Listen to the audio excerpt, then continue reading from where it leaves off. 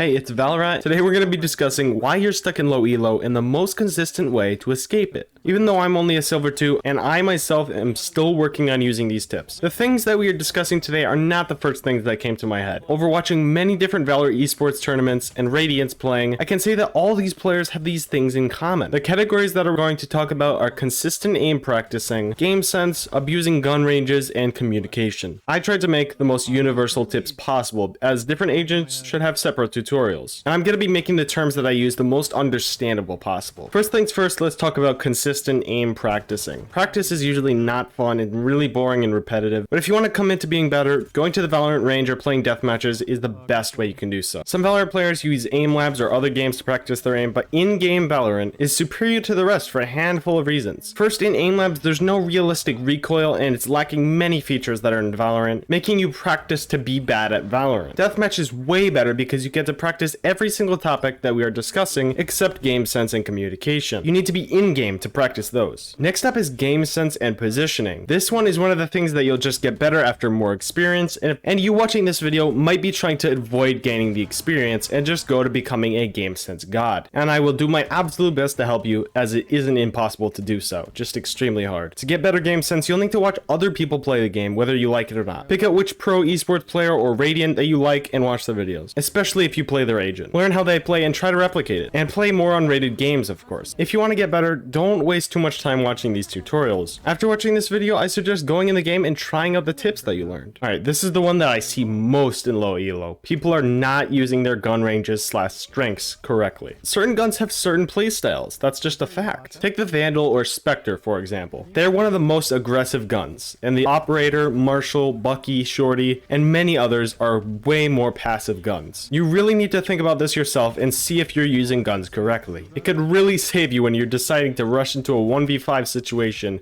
with an Operator. It is really situational and hard to give advice for this, but you need to not be afraid to abuse guns how they were meant to be used. And finally, I want to state the only way Valorant communication should be used. No backseat gaming, no toxicity to teammates, and most importantly, know how to use callouts. One of the many struggles for Valorant players is anger, and this type of anger falls under the category of gamer rage, but this only happens when people are really trying to win, not just trying for fun. But what could also happen is people just giving up the second they die once. Neither of these are okay when you're trying to win a game. As a teammate in Valorant, you need to use voice chat comms if you want to be a successful team. That's another huge thing that I noticed in very high elo teams. They use an insane amount of communication. Just because you got angry because you died in maybe an unfair way, maybe you got shot through smoke, maybe you got unlucky. I'm really sorry to say, but your teammates don't care how you died. And vice versa. Neither does the other team. Your teammates need comms of where the enemies are and how much damage you dealt to them.